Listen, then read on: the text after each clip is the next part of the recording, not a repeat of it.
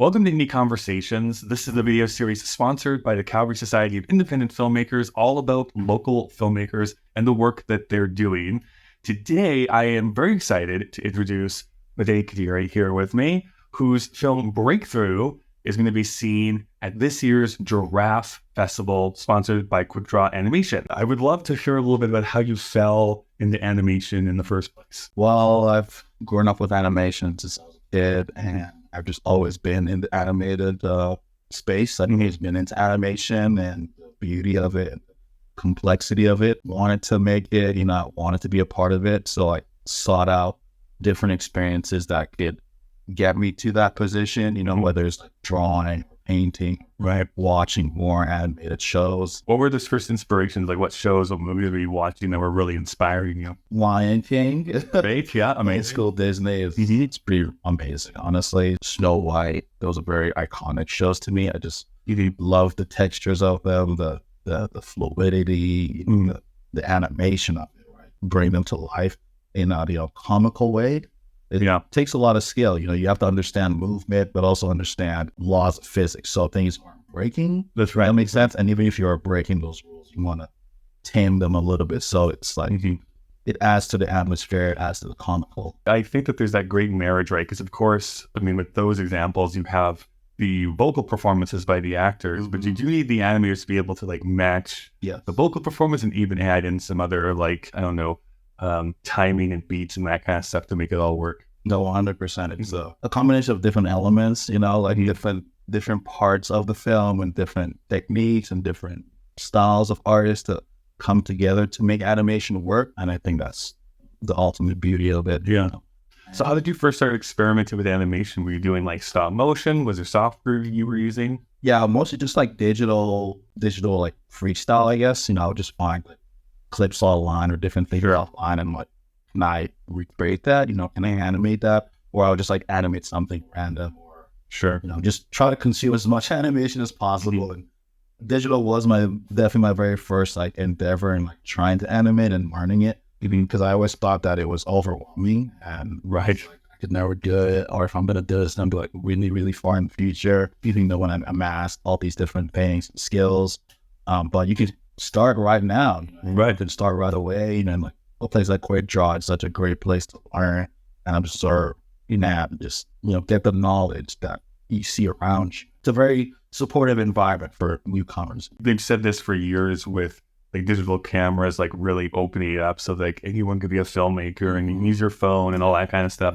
But I think that that's true a lot of times for animation now too. Yeah, there's definitely expensive software keys, but I know of even Procreate on the iPad can do a bunch of cool animated stuff there. So there's not that huge barrier what it used to be, I think, to really hone that craft. No, for sure. I definitely think the path to entry is a lot smoother now. And like you say, you do have to get some equipment, but that works for everything. If you want to record stuff with your phone itself is an equipment. That's right.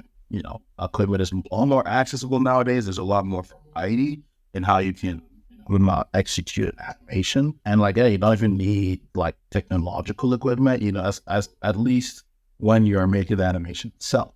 Because a lot of people do physical work, but digital is a lot more accessible, I think, especially when you're learning. It's good to do digital, but also physical is really nice to mix in as well. Yeah, to understand that process. Yeah, right, exactly. I think it gives you a mix of different ways to execute the animation, different techniques. What was the inspiration then to go from using animation as an artistic expression to be I want to make a film to release in the theater and or to put into a festival? What was that moment that made you go that direction? Honestly, it was just exploring my mind, trying to figure out what do I want to do, in this world, and what do I want to contribute in, and what do I want to dedicate my time into? Sure. This came after I took a film at UFC. Because that's where I learned how to make movies and be on set and work as a team and as a crew.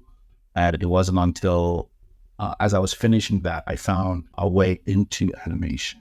I started realizing, there's a lot more you can do with filmmaking. But this reminds me of, honestly, is this quote I once read from Steven Spielberg, who said that he believed that every filmmaker should make something that's animated at least once in their career because it makes you a better filmmaker. You have to be so tight and like so like intentional with what it is that you're moving into, because like you can't just necessarily like, oh, we're going to reshoot that. It's like, no, you have to like redraw it and time it or do all this other stuff. Yeah, exactly. No, it's a completely different process, and I totally agree with it because animation is like, it's a sequential process. Yeah. You know, so you have to like be on top of the sequence that's moving, I guess. It makes sense. When you know how to do that, especially a really long period of time, so whether you're using an abstract or narrative, it can be a lot. So when you go over a minute, 10 minutes, 100 minutes, it's a lot of work, and it takes a lot to like get those ideas together and put them into a project, and